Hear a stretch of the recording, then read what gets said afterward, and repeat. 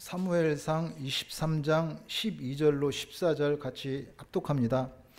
다윗이 이르되 그일라 사람들이 나와 내 사람들을 사울의 손에 넘기겠나이까 하니 야훼께서 이르시되 그들이 너를 넘기리라 하신지라. 다윗과 그의 사람 600명가량이 일어나 그일라를 떠나서 갈 수 있는 곳으로 갔더니 다윗이 그일라에서 피한 것을 어떤 사람이 사울에게 말하매 사울이 가기를 그치니라. 다윗이 광야의 요새에도 있었고 또 십광야 산골에도 머물렀으므로 사울이 매일 찾되 하나님이 그를 그의 손에 넘기지 아니하시니라. 아멘. 지난 주일에는 우리가 사울과 다윗의 이야기를 가지고 하나라는 제목으로 같이 은혜를 나누었습니다. 우리 모두는 하나님 앞에 똑같은 하나입니다. 예를 들어서 여러분이 잘났습니까? 교만할 거 하나도 없습니다. 잘나게 해주신 하나님 감사합니다. 겸손하게 살면 됩니다. 또 반대로 못났습니까? 못났다고 자책할 아무것도 없습니다. 하나님이 세워주신 그 위치가 있을 뿐입니다. 감사하며 살면 돼요. 하나님은 크신 하나님, 작은 하나님 그런 거 없습니다. 우리 모두는 똑같은 하나님의 하나입니다. 그리고 또 우리는 하나님의 유일한 하나입니다. 60억 인구 중에 나와 똑같은 사람 없습니다. 하나님은 당신의 형상대로 나 하나를, 오직 하나를 만드시고 하나로 사랑하셨습니다. 그것을 제가 쉬운 표현으로 나만 사랑하시는 하나님이라고 했습니다. 제가 나만 사랑하시는 하나님 얘기할 때 그것이 맞는 말인가 틀린 말인가 괜히 마음 불편해 하지 말고 여러분도 똑같이 나만 사랑하시는 하나님이라고 맞장구 치면 됩니다. 하나님의 사랑이 그렇게 우리 한 영혼 한 영혼을 나만 사랑하시는 사랑으로 우리를 사랑하시는 하나님의 사랑입니다. 그래서 하나님의 사랑은 하나입니다. 성부, 성자, 성령 안에서 우리를 하나 되게 하시는 그 하나님의 사랑. 우리는 하나님의 하나입니다. 일생을 하나님의 하나로 살아가기를 소망합니다. 오늘 또 그 사울과 다윗의 이야기입니다. 지난 시간에 이어서 사울과 다윗의 이야기로 같이 은혜를 나누고자 합니다. 오늘 제목은 광야로 가라입니다. 하나님께서 다윗에게 광야로 가라고 얘기하고 있습니다. 여러분 팔레스타인 그 광야를 가보셨습니까? 거기 광야에는 아무것도 없습니다. 아무것도 없는 건 고사하고 한낮에는 잠시 서 있는 것도 참 힘이 듭니다. 저도 오래전에 여행 중에 가서 그 광야를 체험했는데 참 너무 힘들더라고요. 우리가 상상하는 그 이상입니다. 근데 하나님께서 다윗에게 광야로 가라고 하고 있습니다.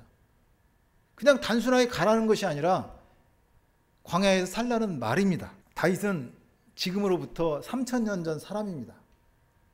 다윗이 광야에 들어갔듯이 오늘 우리가 예배를 통해서 시간 여행을 떠나보자고요.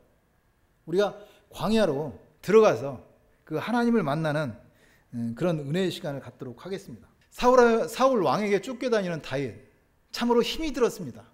고달픈 인생이었습니다. 물론 다윗은 골리앗을 무찌른 담대한 소년이었습니다. 그렇지만 사울에 쫓겨서 이리저리 도망다니는 그 신세, 힘들고 어려웠습니다. 더구나 어떻게 하든지 자신을 죽이겠다는 그 사울, 무섭고 두려웠습니다.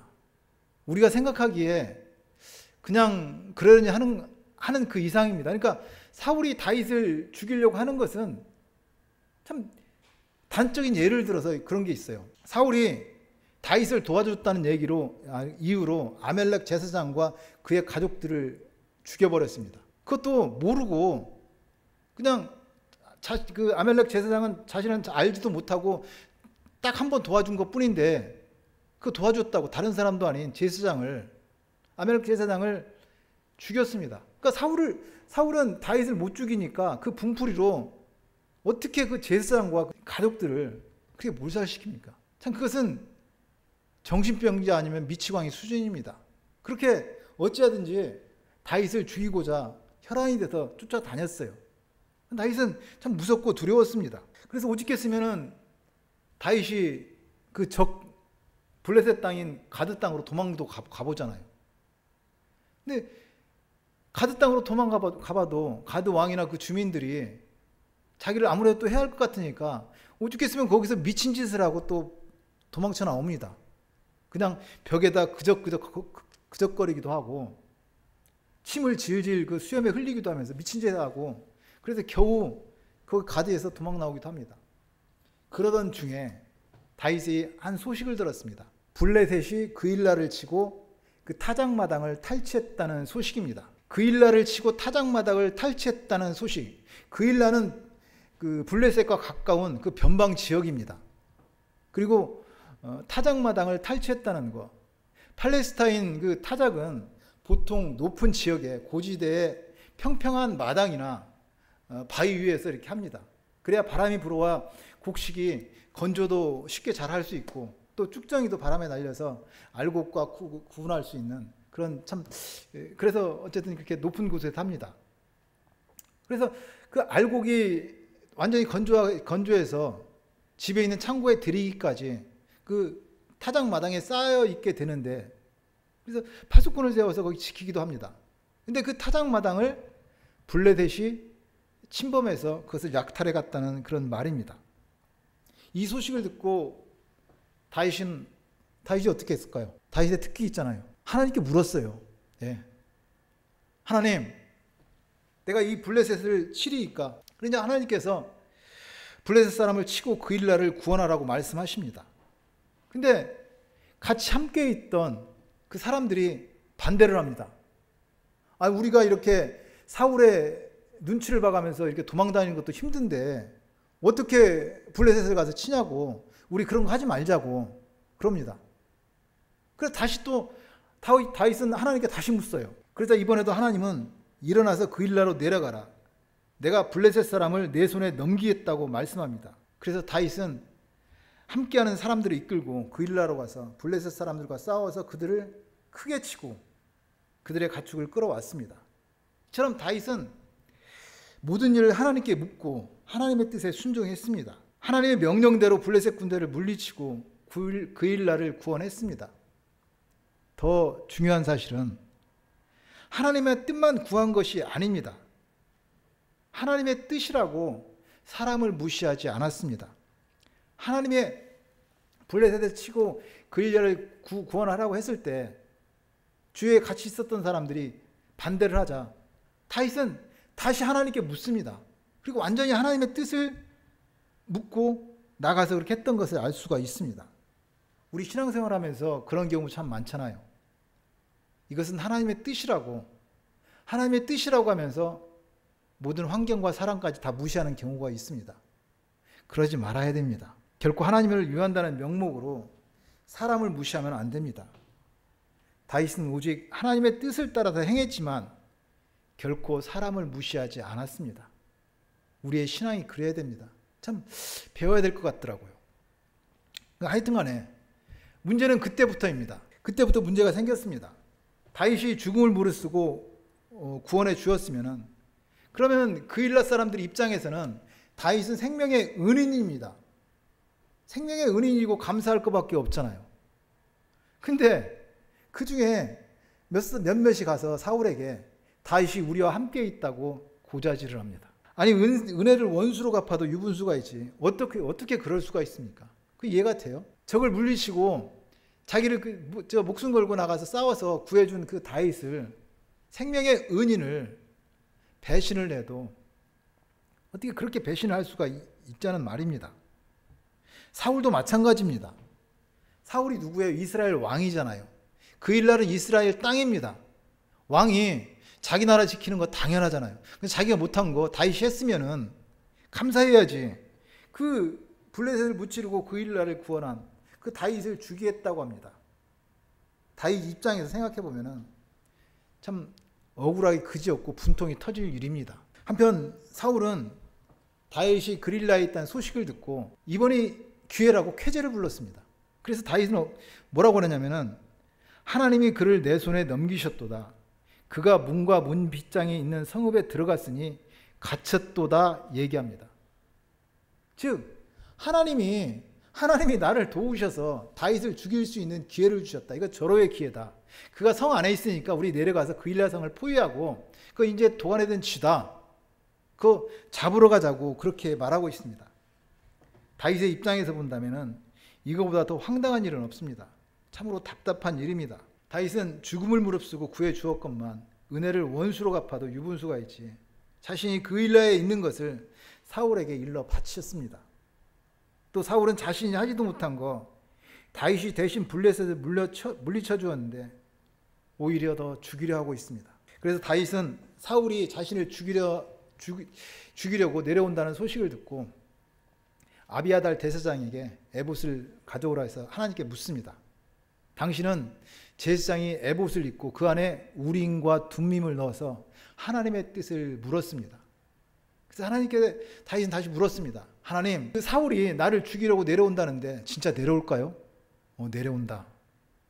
그러면은 이 그일라성 사람들이 나를 사울에게 넘겨줄까요? 넘겨준다. 그래서 다윗은 함께하는 무리를 이끌고 다시 광야로 들어갔습니다. 다윗은 다시 광야로 정처 없이 발길을 돌릴 수밖에 없었습니다. 우리 종종 그런 경우 있습니다. 참 억울한 일이죠. 답답한 일이죠. 대표적인 것이 여러분들 다 그런 거 느껴봤을 거예요.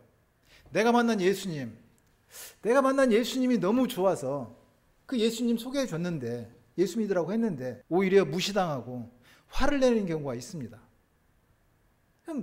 그 좋은 예수님 소개했는데 말입니다. 또 뭐 남을 도와주면서 선하고 착하게 살라고 정직하게 살았습니다. 바르고 정직하게 살았어요. 그런데 뒤에서 하는 말, 저 혼자 잘난 척하고 있어 하면서 시기하고 질투하는 경우도 있습니다. 나는 잘하려고 한다고 했는데 내가 왜 그런 대접을 받아야 되는지 살다 보면 종종 그런 마음이 들기도 합니다. 그럴 때 여러분들은 안 그러지만 보통 사람들은 그런 사람들의 배신감을 느낄 때 그런 얘기합니다. 검은 머리 짐승 믿을 거 못 돼. 검은 머리 짐승 거둘 거 아니야. 뭐 이런 얘기합니다. 그러니까 나를 배신한 인간을 검은 머리 짐승 취급해버립니다. 또 그 배신당했대. 그것은 인간은 믿을 대상을 믿는 내가 바보지 하면서 스스로 자책하고 마음을 추스려 보기도 합니다. 그런데 말입니다. 인간은 그렇다 칩시다. 인간은 그렇다 쳐요. 근데 그 대상이 하나님이면 어떻게 해요? 하나님이 나를 배신하면 어떻게 해요? 물론 하나님이 나를 배신한다. 그건 있을 수 없는 얘기죠. 신실하신 하나님께서 배신을 한다. 그건 말이 안 되는 얘기지만 우리가 살다 보면은 하나님이 나를 배신한 것 같고 하나님께 무시당한 것 같고 하나님이 없는 것 같고 그런 상황이 있잖아요. 뭐 굳이 비유를 든다면은 교회에서도 뭐 예배도 제대로 잘 안 나오고 뭐 기도도 안 하는 것 같고 그렇게 당연히 뭐 교회에 헌신봉사도 없고 그렇게 신앙생활 하는데 하는 일마다 승승장구하고 잘 돼요.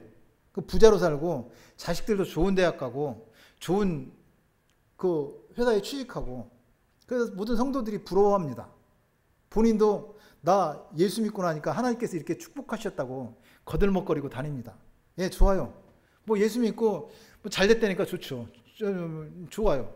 근데 문제는 반대로 정말 옆에서 보기에도 정말 신실하게 예배 잘 나오고 기도 많이 하고 신실하게 하나님 섬기며 교회에서도 헌신하고 봉사하면서 참 그렇게 살아가는데 하는 일마다 안 돼요. 그렇게 하나님께서 하나님을 열심히 신실하게 섬기면은 뭐 일취월장, 승승장구, 만사형통 뭐 그 정도는 아니더라도 어느 정도는 돼야 될 거 아니에요.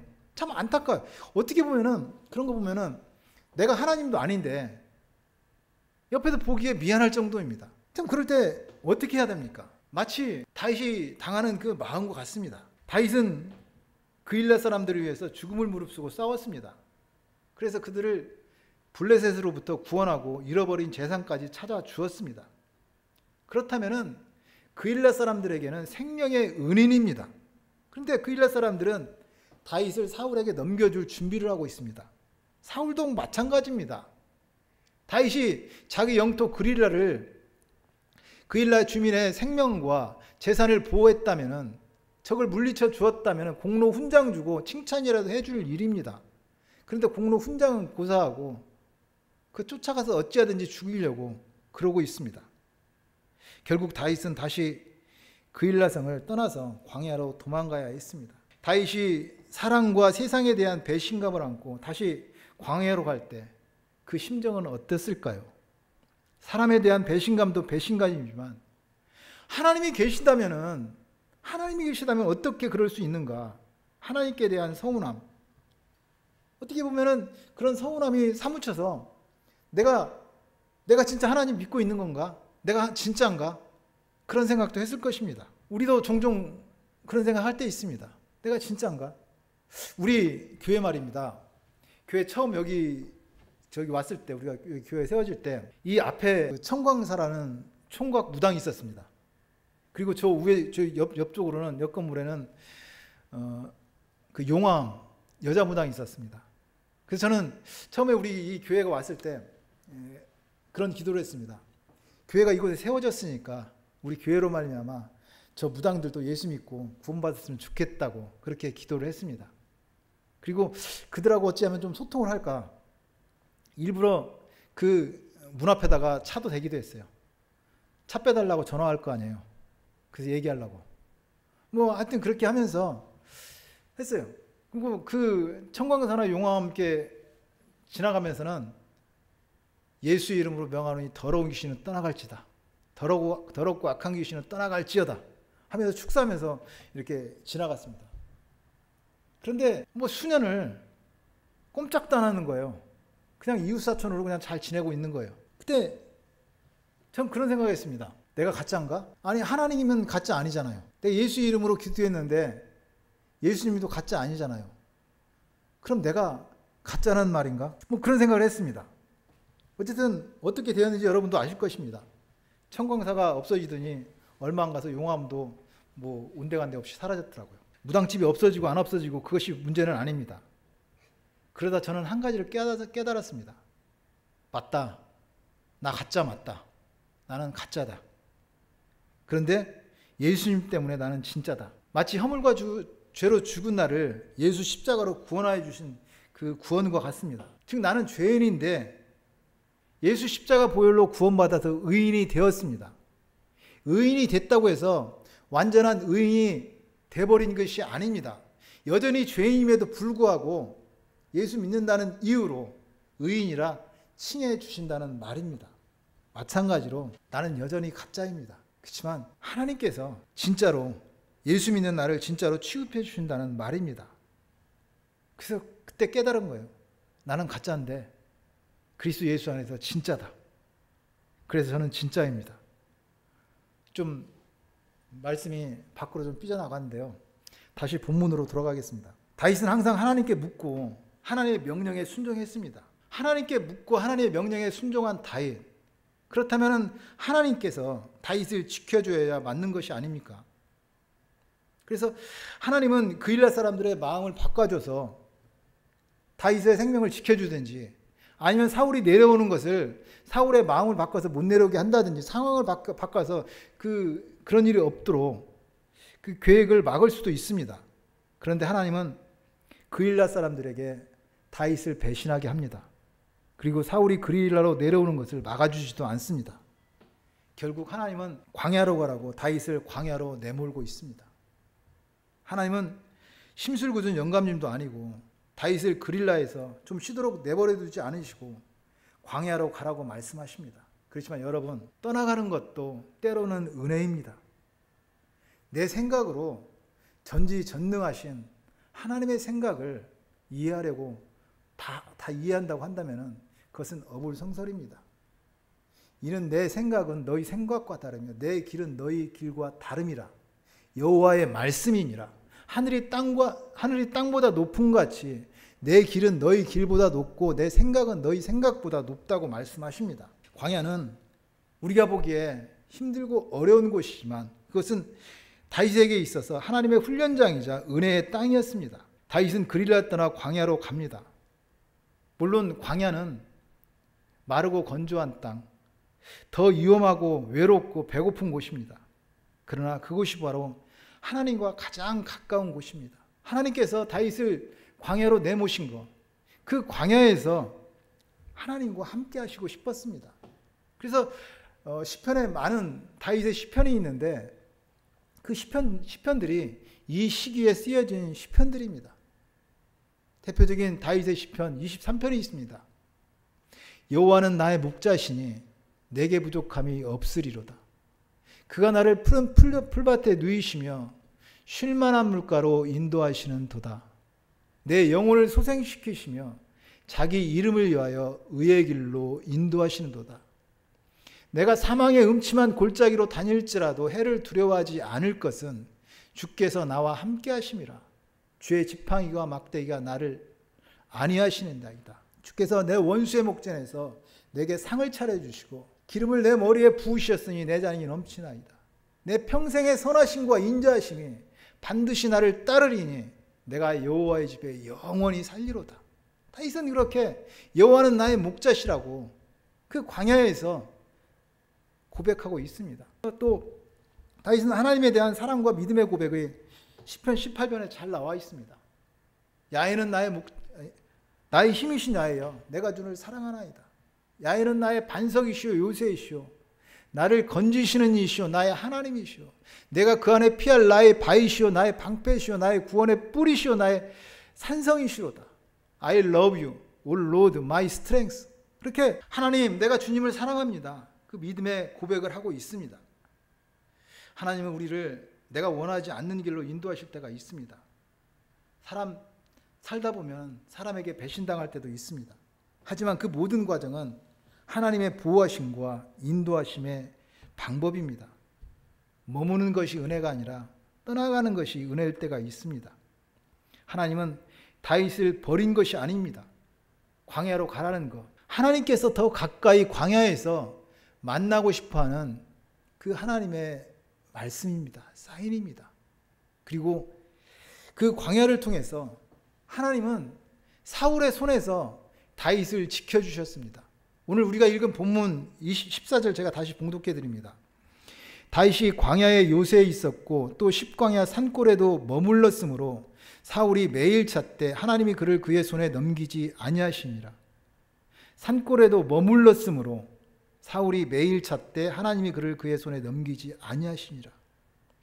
광야는 다윗에게 있어서 하나님과 함께하는 은혜와 축복의 시간이었습니다. 그리고 광야의 시간은 사울 왕으로부터 다윗을 보호하는 하나님의 손길이었습니다. 혹시 여러분도 지금 처한 상황이 광야라고 생각됩니까? 그렇다면 인생 광야에서 여러분 무엇을 하시겠습니까? 내가 지금 살아가는 환경이 광야라고 생각된다면 이렇게 한번 기도해 보십시오. 이 광야 같은 인생길에서 아버지 하나님, 하나님의 은혜를 더 깊이 체험하게 해달라고, 광야 같은 내 인생에서 하나님의 은혜를 더 깊이 체험하고 하나님을 더 만나는 그런 은혜의 시간이 되게 해달라고 기도하시기를 바랍니다. 이 광야에서 하나님을 뜨겁게 만나게 하여 주시옵소서 기도하시기 바랍니다. 그리고 말입니다. 다윗에게 광야로 가라고 하신 하나님의 말씀 참 복이고 진짜 복입니다. 왜냐하면 다윗에게 광야로 가라고 하는 그 하나님의 말씀이 지금은 다 알 수 없고 이해가 안 돼도 그것은 하나님의 은혜고 축복입니다. 왜냐하면 한번 생각해 보세요. 다윗이 누굽니까? 다윗은 그 사무엘 선지자가 기름 부어 세운 이스라엘 왕입니다. 하나님은 선지자 사무엘을 통해서 다윗에게 기름 부어 세웠습니다. 그래서 하나님께서는 그일라성에 머무르는 그 다윗에게 너는 거기 머물러서 그일라성에 성주될 사람이 아니야. 넌 이스라엘의 왕이야. 라고 하시면서 광야로 내몰고 있습니다. 광야로 가라는 거, 그것은 하나님께서 너는 이스라엘의 왕이라고 말씀하고 있습니다. 그래서 광야로 나가라고 말씀합니다. 오늘 그 말씀을 드리고 싶었습니다.